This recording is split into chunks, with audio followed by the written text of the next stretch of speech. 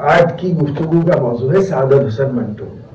منٹو ہمارا اردو کا سب سے مشہور اور سردار جعفری کے لفظوں میں کہوں تو سب سے بدنام افسانہ نگار ہے۔ منٹو کی خوبی یہ ہے کہ وہ اپنے آپ کو نیوز میں، خبروں میں رکھنے کا ہنر جانتا تھا۔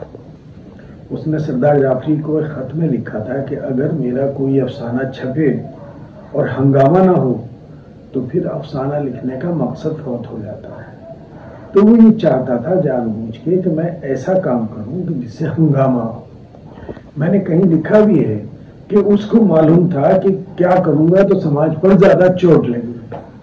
دیکھیے اب سے 50 سال پہلے تو ان کا انتقال ہو گیا، اس سے بھی زیادہ وقت ہو گیا۔ تو اس وقت کا سماج شاید بہت سی چیزوں کو برداشت کرنے کا اہل نہیں تھا، اور یہ بات منٹو کو معلوم تھی۔ تو منٹو یہ دکھاتا ہے کہ عام آدمی، مثال کے طور پہ اس کی جو کردار ہیں طوائفوں کو دکھاتا ہے وہ کہ بہت اچھی نیک شریف ہے، معصوم ہے، اور شریف گھر کی بہو بیٹیاں، کئی افسانے اس کے ایسے ہیں جن میں وہ یہ دکھاتا ہے کہ شام کو کال گرل بن جاتی ہیں، یعنی جز وقتی کر رہی ہیں۔ کہنا تو یہ چاہتا ہے کہ کردار جو ہے وہ طبقے سے طے نہیں ہوتا۔ یہ بات صحیح بھی ہے کہ کردار کسی بھی مرد یا عورت کا اس طرح طے نہیں ہو سکتا کہ یہ کس کا بیٹا ہے، کس کی بیٹی ہے، یہ تو انفرادی چیز ہے۔ لیکن جس طرح وہ پیش کرتا ہے تو وہ یقیناً یہ چاہتا ہے کہ سماج کا طبقہ اس پہ رد عمل کا اظہار کرے، مجھے برا کہے، گالیاں دے، تو اس کا مقصد ہے۔ تو میں اپنی شخصیت میں، منٹو کی اپنی شخصیت میں بھی بہت سی نفسیاتی کمزوریاں ہیں جن پر غور ہم لوگوں نے نہیں کیا یا نہیں کرنا چاہتے۔ منٹو دیکھیے یہ بہت بار لکھا ہے، کئی لوگوں نے لکھا ہے، کرشن نے بھی لکھا ہے کہ 10 لوگ بیٹھے ہوں تو سب سے اونچی جگہ پہ آ کے بیٹھتا تھا۔ دراصل احساس برتری جو ہے وہ بھی احساس کمتری کا ہی دوسرا رنگ ہے، دوسری شکل ہے۔ تو اگر 10 لوگ بیٹھے تو مجھے یہ ظاہر کرنے کی کیا ضرورت ہے کہ میں سب سے برتر ہوں؟ تو خود اس نے لکھا ہے کہ میں جب ٹرین میں چلتا ہوں اور پارکر کا پین نکالتا ہوں تو مجھے اپنا سکھلا پن اچھا لگتا ہے۔ یہ اس طرح کی بہت ساری چھوٹی چیزیں منٹو کی شخصیت میں ہیں۔ اور دلچسپ بات یہ ہے کہ منٹو کسی دوسرے آدمی کی عزت برداشت نہیں کر پاتا۔ آپ اس کے خاکے دیکھیے، ظاہر ہے کہ ہمیں جو دوسرے لوگوں کا پتہ چلتا ہے وہ منٹو کے خاکوں سے ہی چلے گا، افسانے تو ہم اس ضمن میں نہیں رکھ سکتے۔ جیسے کیاسی پر اس نے ایک افسانہ لکھا تو وہ سب کی تعریف کرتا اور اس کے بعد ایک جملے سے سب پر پانی پھیر دیتا ہے۔ لکھا ہے بہت ذہین تھا، بہت ہوشیار تھا، بہت اچھا ڈائریکٹر تھا، آخر میں لکھ دیتا مگر جاہل تھا۔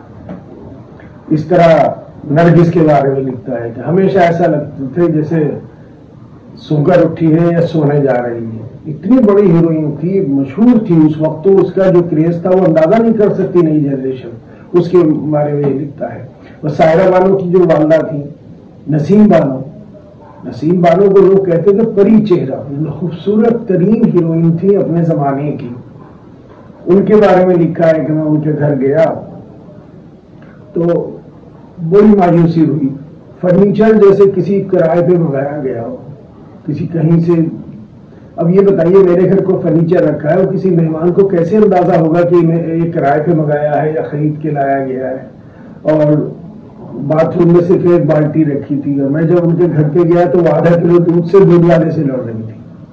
تو اس طرح کی باتیں وہ کرتے ہیں۔ نور جہاں پر انہوں نے بہت اچھا بڑا خاکہ لکھا ہے، لیکن وہ حیثیت وہاں بھی برقرار ہے۔ وہ حالانکہ اپنے افسانوں میں اور دوسرے مضامین میں تو یہ لکھتے ہیں کہ جس طرح سے ایک لڑکی کلرک ہوتی ہے یا ٹائپسٹ ہوتی ہے، اسی طرح تمام بھی ہے، وہ بھی محنت کر کے کما رہی ہے، یہ بھی محنت کر کے کما رہی ہے۔ ہمیں اس کو گری ہوئی نظروں سے نہیں دیکھنا چاہیے۔ لیکن خود ان کا رویہ کیا ہے؟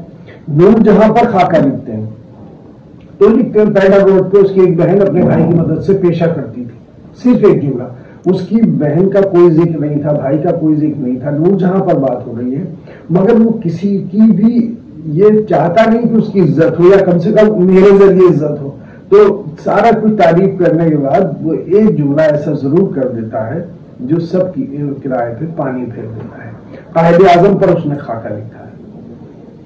اچھا وہ لکھا تو قائد اعظم کے محمد علی جناح کے ڈرائیور کے ذریعے، کہ ڈرائیور نے جو کچھ انہیں بتایا، لیکن اس میں بھی ایسی باتیں اس نے لکھ دی ہیں کہ جو واقعی قریب قیاس نہیں ہے۔ مثال کے طور پر انہوں نے لکھا ہے کہ اگر کار کو کبھی بریک لگا دیتے جھٹکا لگ جاتا تھا تو فاطمہ جنید گالیاں دینے لگتی ہیں. ایسا نہیں ہو سکتا. یہ بڑے مہذب لوگ تھے. اور ایک جو جیسے میں نے عرض کیا کہ ہم سب تو انہیں بہت لوگ سمجھتے ہیں کہ بڑے لیڈر تھے, مسلمانوں کے لیڈر تھے. انہوں نے لکھا جو کوئی انہیں قرآن شریف پیش کرتے تھے وہ باہر ڈرائنگ روم میں شو کیس میں لگوا دیا کرتے تھے, یعنی ان کے یہاں قرآن شریف پڑھا نہیں جاتا تھا. تو اس طرح کی باتیں کر کے وہ ایک ایک جملے سے لوگوں کی عزت کم کرنے کی کوشش کی. میری کتاب جس کے بارے میں آپ نے ذکر کیا وہ کتاب دراصل انگلش میں ہے, منٹو صاحب دا گریٹ ماورک کے نام سے. ہوتا یہ ہے کہ اردو میں تو منٹو ہیں ہی بہت مشہور, لیکن سب سے بڑا مارکیٹ منٹو کے افسانوں کا ہندی اور انگلش میں ہے.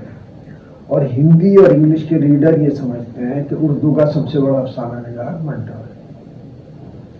لیکن اردو میں ان کے احباب نے, ان کے ہم عصروں نے, ان کے دوستوں نے, ان کے مخالفوں نے جو کچھ ان کے بارے میں لکھا ہے اس سے وہ ہندی والے انگلش والے قطعی بے خبر ہیں. تو میرے ذہن میں ایک خیال آیا, ایک پروجیکٹ آیا کہ ہم منٹو پر جو کچھ لکھا گیا ہے, منٹو کے افسانوں پر نہیں بلکہ منٹو پر جو کچھ لکھا گیا ہے اس کو ہم ترجمہ کر کے سب کے سامنے لائیں. تو عصمت چغتائی نے جیسے کہ لکھا ہے کہ منٹو میرا دوست میرا دشمن. اپیندر ناتھ اشک کا ایک بہت طویل مضمون ہے منٹو میرا دشمن. تو اس طرح وہ ساری چیزیں میں نے انگلش میں لکھ دی ہیں. اس میں بہت سے ایسی چیزیں سامنے آتی ہیں جیسے جس مجسٹریٹ کی عدالت میں منٹو پر فحاشی کا, اوریانی کا کیس چلا تھا, فحش نگاری کا کیس چلا تھا. ان کے بیان, ان کا ایک مضمون ہے منٹو کے بارے میں. منٹو کے کچھ بچپن کے دوست تھے ان کے بارے میں. تو اس لحاظ سے وہ کتاب کافی, اس کے 2-3 ایڈیشن شائع ہو چکے ہیں, پھر شاید ایک ایڈیشن اور شائع ہونے والا ہے. تو گریٹ ماورک کے نام سے منٹو صاحب گریٹ ماورک وہ انگلش میں موجود ہے. رہی منٹو کے افسانوں کی بات تو مجھے ذاتی طور سے منٹو کے 4-5 افسانے پسند ہیں صرف. اچھا, منٹو ایک ہمارا بہت آرٹسٹ تو بہت بڑا ہے وہ, لیکن منٹو کیا کرتا ہے کہ منٹو کسی بھی چیز کو اٹھاتا ہے, کسی خبر کو, کسی حادثے کو, کسی بیماری کو, اور اس کو ٹویسٹ کر کے افسانہ بناتا ہے. اب جیسے بہت مشہور افسانہ اس کا ہے ٹھنڈا گوشت. ٹھنڈا گوشت افسانہ ایسا ہے اگر وہ اوریجنل ہوتا تو اسے دنیا کے بڑے افسانوں کے سامنے رکھا جا سکتا تھا. لیکن وہ ایک فرائڈ کی ایک پیشنٹ تھی, ایلزبتھ فراٹن اس کا نام تھا. اس کی جو کیس ہے, اس کی جو بیماری کا ریکارڈ ہے, اس پر مبنی وہ افسانہ ہے. ایلزبتھ فراٹن یہ تھا, ایک لڑکی تھی, اس کے دونوں پاؤں پیرالائزڈ ہو گئے. تو بہت علاج ہوا اس کا, لیکن کوئی وجہ سمجھ میں نہیں آتی تھی. اور فرائڈ کا پہلا کیس ہے وہ.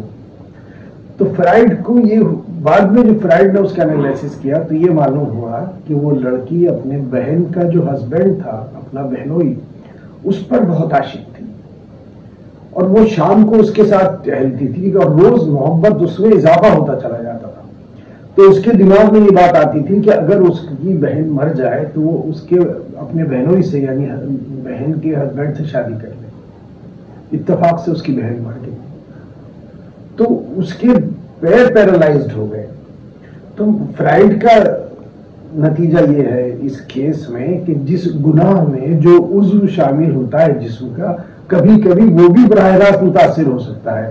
تو اس کے دماغ میں, اس کی سائیکالوجی میں یہ بات بیٹھ گئی کہ میں اس کے ساتھ چونکہ روزانہ شام کو واک کرتی تھی, ٹہلتی تھی, تو یہ اس گناہ میں میرے پیر شامل ہیں. اور اس کو پیر جو تھے مفلوج ہو گئے. تو منٹو نے اس کہانی کو اب دوسرے عضو سے وابستہ کیا ہے اور اس نے ٹھنڈا گوشت اور اس طرح کے افسانے لکھے ہیں. تو منٹو کے کچھ افسانے بہت اچھے, جیسے میں نے بتایا ٹھنڈا گوشت بہت اچھا ہے, اور کئی افسانے ہیں. لیکن کبھی کبھی تو یہ زبان اس کی اتنی یعنی غیر معیاری میں اسے کہتا ہوں, تو جو یعنی ذوق سلیم پہ گراں گزرتی ہے. ایشر سنگھ جو ہے پتا پھینک ٹائپ جو باتیں جو وہ کرتا ہے تو وہ ادب کے معیار کو پوری نہیں کرتا. کہ افسانوں کا معاملہ یہ ہوتا ہے, کسی بھی ادب کا معاملہ, ہم لاکھ معروضی انداز میں بات کریں لیکن کہیں نہ کہیں ہماری پسند اور ناپسند اور افسانہ نگار اور شاعر سے, تخلیق کار سے ہماری محبت اور نفرت, ہمارا تعلق ضرور کام کرتی ہے. لیکن میں بہت بارودی انداز میں بات کرتا ہوں، میرے ملک میں ہندوستان کا رہنے والا ہوں، میرے ملک میں پورا ہندوستان منٹو کا عاشق ہے. منٹو پر اتنی کتابیں ہمارے یہاں شائع ہوتی ہیں، خاص طور سے دوسری زبانوں میں، کہ تعجب ہوتا. منٹو کو چاہیں تو آپ پوری ایک لائبریری بنا لیں ہمارے یہاں سے. لیکن میری اپنی رائے یہی ہے منٹو کے بارے میں. اردو کے اگر ہم بڑے افسانہ نگاروں کی بات کریں تو منٹو کا نام یقیناً اس میں شامل ہے، لیکن سب سے بڑا افسانہ نگار وہ نہیں ہے. آرٹسٹ ہے، میں بار بار یہ کہتا ہوں، وہ بڑا انوویٹر ہے. اور قرۃ العین حیدر، راجندر سنگھ بیدی، کرشن چند، ان سب لوگوں کے ساتھ ان کا نام لیا جاتا ہے. مگر اب نئے لوگوں میں، جیسے پاکستان میں میں اگر دیکھتا ہوں، دیکھیے نئے لوگ منشا یاد صاحب ہیں، رشید امجد ہیں، مرزا حامد بیگ ہیں جو بہت بڑے افسانہ نگار ہیں، خالدہ حسین ہیں جو دوسری طرح کے افسانہ نگار ہیں. ان تمام لوگوں کے افسانے پسند ہیں، لیکن میں اردو کے کسی بھی افسانہ نگار کو یہ نہیں کہہ سکتا کہ یہ دنیا کا سب سے بڑا افسانہ نگار ہے.